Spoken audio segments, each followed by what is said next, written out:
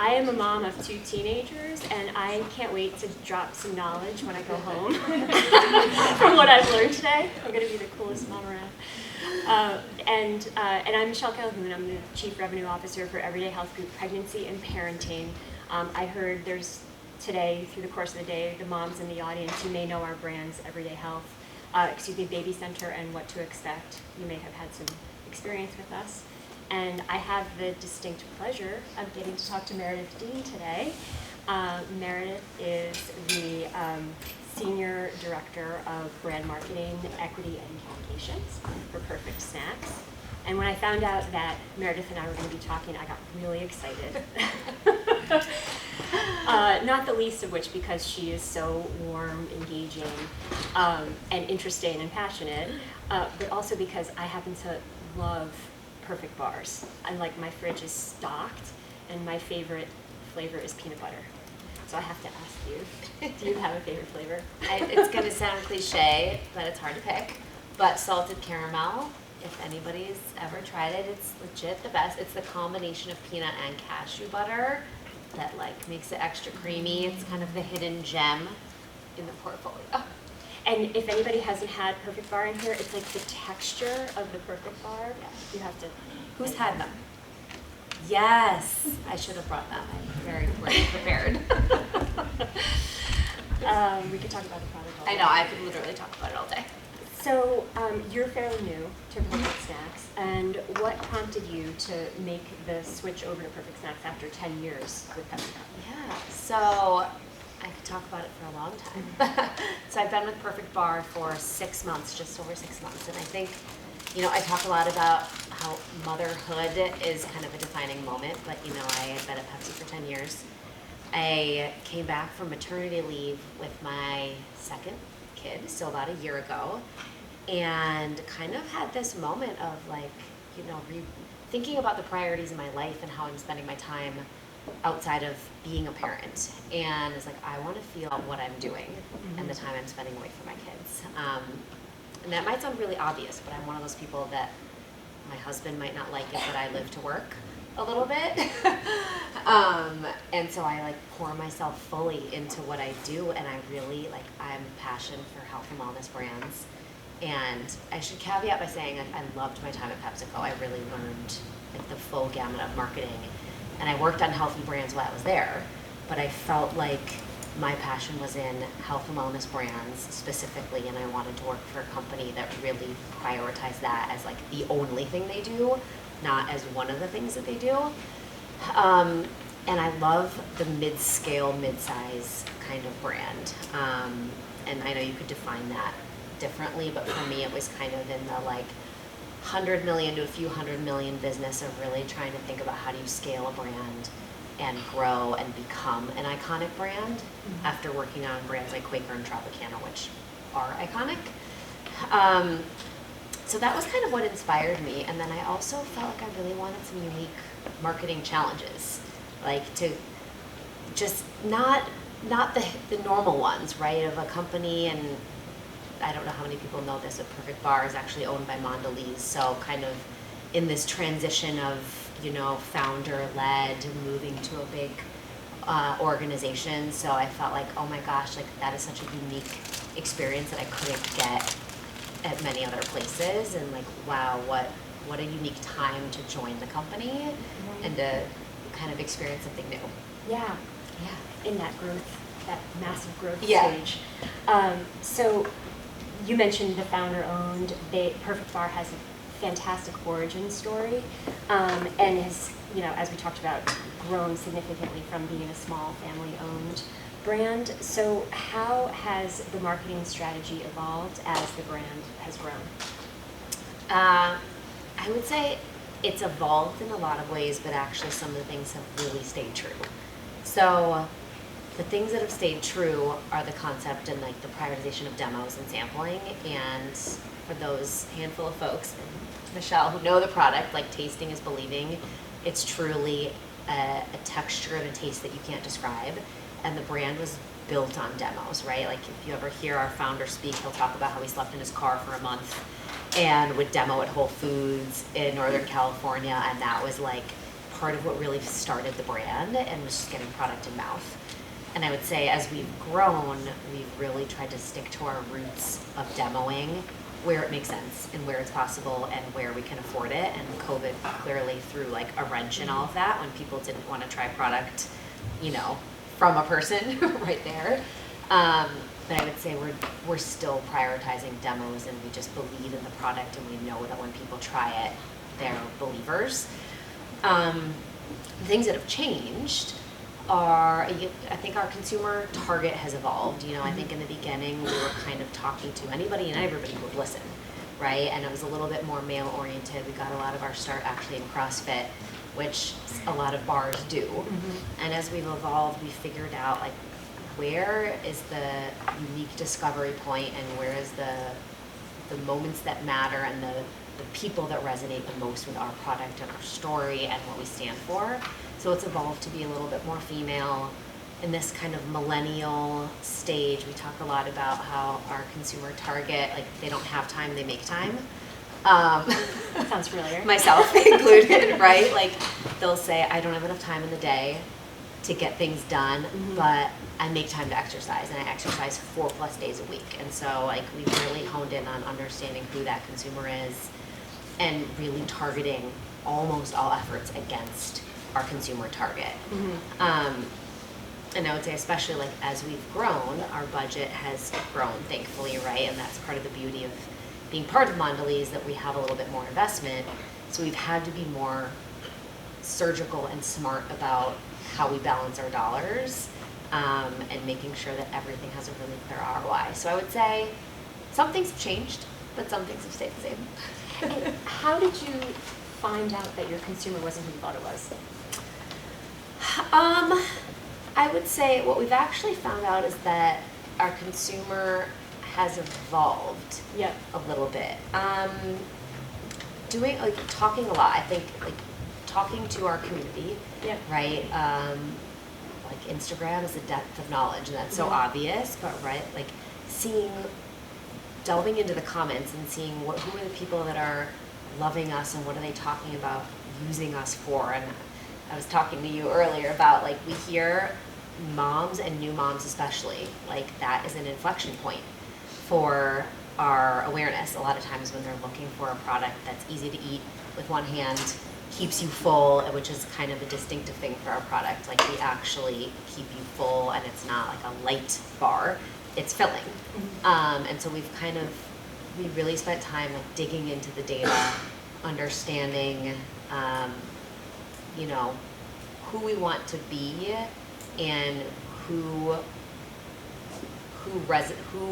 can we resonate with the most, and really like honing in on them. So a lot of research, right? But we've had to be balanced on like we can't do every study, right? It's like make sure you recruit the right people and talk to them really in depth, rather than talking to thousands. Right, that makes sense. I'm going to go back to the challenges. There's lots of them. When we were talking, you mentioned that the challenges would be fun. That's part of the job, is having these fun challenges. So can you talk a bit about what those challenges are? Yeah.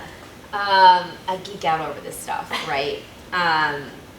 So I think we have a lot of challenges. One of them is kind of our point of differentiation, which I probably should have said, like for those of you who aren't familiar with Perfect Bar, we're refrigerated, and that our founders pioneered that category, and really believed in fresh foods, and right, like fresh is best. Like if it can sit on the shelf for months and months, is that something that you want to put into your body? So that is really our point of differentiation, is freshness, but then that comes with the potential of people thinking that we can't be carried on the go. And so kind of our differentiation is also our barrier in some respects. And so I would say like big challenge is figuring out like, are we okay with that tension, or do we want to talk about it? Or where in the journey do we talk about portability and the fact that like, yes, we're stored in the fridge, but you can take it on the go for a week. So just figuring out, you know, how do we want to talk about the juxtaposition of those two things. I would say especially relevant right now is price sensitivity, right? We're a premium product.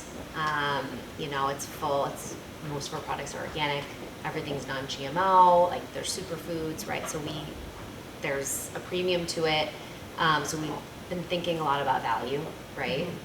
You know, it's funny, I read an article last night about the growth in the past year of like Aldi, and right, like even, I think they were saying the majority of their growth is coming from higher income shoppers, right? So I think we talk a lot about that, like how can we package up value and talk about value to consumers outside of price, because price isn't going anywhere, but is it the kind of content that we deliver or the way in which we create emotional connections with consumers to make them realize our value, and maybe earlier in kind of the experience journey. So like how can we create brand love almost at the same time as we're creating discovery, so they're gonna say, wow, this is like totally worth the money. Yep. Other challenges, there are a lot. We were talking about like the position in the grocery store, which I thought was really interesting. Yeah, like different positioning for different stores, like Whole Foods versus something like Kroger. Or, yeah. So we talk like, you know, another great challenge that we're still trying to figure out is, so if we drive awareness and we say, okay, Perfect Bar, find us in the fridge. Okay, where in the store would you go to look for that? And depending on the retailer, we're in a different place. So in Target, we're in produce, and like locally here in Mariano's, we're in kind of the yogurt section. So it's like, oh my gosh, we have to have them remember us, notice us, remember us, and go find us. And that go find us part is really hard. So I think, you know, we're still figuring that out, and we're trying to think of unique ways on how to communicate that, and then also like partnering with our customers or retailers on, okay, where do we think the right place to shelve us is, and what's the journey to kind of get there, right? So hopefully maybe in 10 years from now, in every store, Perfect Bar will be in a consistent place. But and you were saying like, find us near the yogurt, find us near the fruit, right? Like it's different. So I think that's one that's kind of the long-term challenge that I think we've aligned as a marketing team to say, okay, we're not going to solve that tomorrow. Like we're not going to be able to all be shelved in the same place in 2023 or even 24 or 25. So like, let's table that for now and focus on other things, because I think at a small company, that's definitely something that I'm learning, is like prioritizing the challenges and what are you going to go tackle. Right. And how are you doing that? Like, how are you tackling the challenges that you've prioritized? I think it's really like aligning as a team, like what are the most important things and the things that we think are going to have the biggest impact. And so like one of the things we really talked about is like getting back to basics, or like we'll talk about brilliant basics of, we're technically a 17-year-old brand, which is kind of wild when you think of it is. Like these founders started, and if you guys have never read the story, it's like, I can't even do it justice. Our founders truly do. But they started selling them like out of their home, basically. So we've been around for so long, but we still have like 0 top of mind awareness. Aided awareness is around 25%. So we are still 17 years later in awareness driving mode. So focusing on the basics of like our logo, it should always look like it looks like on our package. And if you look at like our advertising over the past few years, we've used Perfect Snacks, we used Perfect Bar, it's been reversed out in white, it's been red, like we've been pretty inconsistent, which is okay, but like really saying, okay, we want to focus on consistency. So like, what does the product look like? Get the logo front and center, get the physical picture of the product front and center. Be consistent about what we call our product, right? Like most people probably had no idea who Perfect Snacks is. And then you say Perfect Bar and some people nod and they're like, oh, I think I've heard of that. So like really getting back to consistency in what we look like in all communications, and colors and visual identity and all that kind of stuff. So then consumers have a consistent thing subconsciously that they're like, okay, I know what Perfect Bar looks like. It's not the sexy stuff, right? Like it's not the sexy marketing, but it's like the stuff that matters of, okay, we need to be consistent and show up exactly the way we would in stores so people can make that connection. Yep. on their scavenger hunt to find us in the store.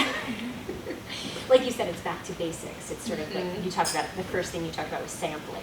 It's like, or, you know, getting the bar in the hands of the consumer. Like, how, you know, sort of, you know, we've talked about so much different stuff today in terms of innovation, and it's like really taking it really back to like what's the core of how you're going to grow this brand and grow the awareness, and are there any other kind of things you're thinking about in that arena? Well, I think we talk a lot about refrigeration, and just like the worst thing I could do as a brand marketer is to drive brand awareness, but then have people go to the other part of the store where the RXs and the Kimes and the Cliffs are, and to look for us there, because then they're just going to make a choice there. So it's like we're really focusing on refrigeration and making that like tied to any messaging. And then I would say we're focusing a lot on content and just like content utility, and like consumers care so much about authenticity, and our consumer especially is so busy, right? Like they don't have time, they make time. So like any content that they're consuming has to be relevant and useful. And really trying to get out of like, we're a brand and we're talking to you, and thinking more about like, how can we engage with you and give you information that you want? And I would say we are like very early in that stage. We have a lot of ideas and hopes and dreams, and like I get a lot of inspiration from brands like Bobby. Like I'm obsessed with Bobby formula, and like Athletic Greens. They do some great content that like is very clearly, they know who their consumer is, and they're doing, whether it's an Instagram live with a dietitian or with their founders, right? Just like giving the busy people content that they're going to actually spend time with. Right. That's a great way to put it. Yeah. Yeah, and useful and informative content. And we work with Bobby, of course, and it's really kind of being able to tell the story of why they're unique and different, right? Exactly. Because that's like woven in. It's woven in, right? Right, which is a similar challenge to what you have. Yeah, because most of us, like we're all consumers, right? Like at the end of the day, we know an ad, if it's content, if it's an ad masked as content, that's still an ad. Right. And that's like, ugh, like almost a little cringeworthy. And so I think like I'm really careful, and we're being really slow to think about this, because we don't want it to just, we want it to be authentic, right? We want it to connect and be useful to people, and not just because that saves us time and money, but because we care, and I care about people not wasting time. Yeah. And having that fantastic origin story is like, it's a story. It's like, how do you tell that story, right? Yeah. And it's so unique. So. Yeah, and no one else can take that story. But we've also talked about like, what is it within that story that resonates with people, right? And what makes it useful content, and not just like a American dream story, right? Yeah. Like, what are the bits that people really draw inspiration from, that we want to focus in on? Yep. Does anybody have any questions for Meredith? I have a question. So I'm obsessed with perfect bar. Yeah, I'm like feeling like I totally failed. I should have brought like coolers and bags and rolled in here. I think ate one almost every day for a while. Eats or eats? Ate for a while, still eat currently. Yeah. So the first time I ever had one was in Starbucks. I was starving. Bought it out of the refrigerated section. Now I go on those scavenger hunts in grocery stores looking for them. But you talked a little bit about growing brand awareness and about retail partnerships that you guys currently have. So how do you choose what retail partners to partner with, especially because you guys seem like such an aware in a sense of who you want to partner with and your mission and your ingredients. So how do you guys go about doing that? I'm going to try to answer. So I would say we have distribution like almost everywhere, and it's funny, we just had a great work session and talking about, wow, like we're everywhere for the most part. So I would say in some respects we're partnering with everybody, but I think we have a strong belief of, as a brand, where we believe we should be in the store, And I think the retailers who are willing to lean in with us on the journey and like test and learn are the ones where ultimately we're like putting more investment in, right? The ones that kind of are more future looking and thinking about fresh snacking as a whole and the refrigerated bar category as a whole. Those are the ones that like we're kind of strategically saying, okay, we're gonna invest more in terms of time spent, money, like shopper marketing, all that kind of stuff. Cool. Yeah.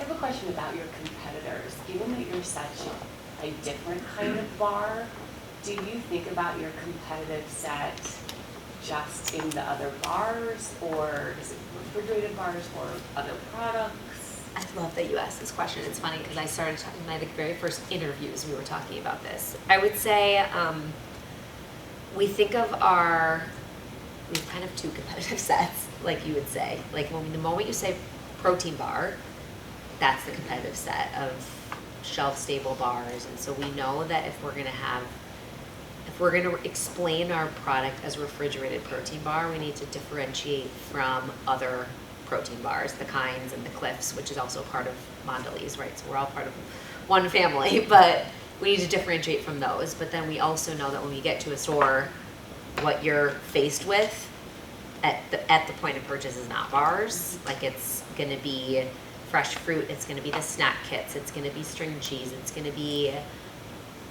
I don't know what else is there. Like Milk Bar, right, has like refrigerated stuff that's not healthy, but it technically like is shelved next to us in some places. So I think we ultimately think of both. I think in most of our consumer facing like advertising, we're primarily thinking of our competitive set as shelf stable bars, because we're saying like a refrigerated protein bar. And like we have the one challenge I didn't talk about was like creating brand awareness while also creating category awareness. Mm-hmm. Like Yep. the category of refrigerated bars. So I think that's where we focus, but then ultimately at the end of the day, consumers are faced with other choices that aren't bars, and we've had to pick our battles and focus on the shelf stable set first. Yeah, such a good question. Have you tried your own custom refrigerators in stores? So I'm thinking about like the new like fresh dog food that's in the aisle with the dog food that's also refrigerated that isn't like any of the other dog foods, which is like shelf stable as you would describe it. And like there it is staring you in the face and like, oh, there's your refrigerator, let me look inside. It's more interactive and it's like smells fresh. Like, I love it. Yeah, it's funny. I take pictures like Once Upon a Farm has them in, where are they, in some Targets or Whole Foods? I don't know where, but every time I see one, I take a picture and I like send it internally. I'm like, we need to do this. I think we used to. Before my time, we had some. And it's ultimately, like the category isn't big enough yet that the customers felt like it was worth the amount of like footage that it takes up on the floor. But it's definitely something we've talked about bringing back, and maybe it would be more of okay, we're gonna do the job of the refrigerated bar category. And we wanna have a cooler, but within that, Perfect Bar needs to have X% of the space. And we're gonna say, okay, like we're gonna share the love with our other fresh friends, but like there needs to be a dedicated amount of footage to us. Otherwise, then we're like footing the bill for somebody else. But like, I would say, yes, that's on the wish list. let's talk. I have a couple ideas. Great. I was like, do you have any? I know a guy who You knows know a a guy? I like this. I love it.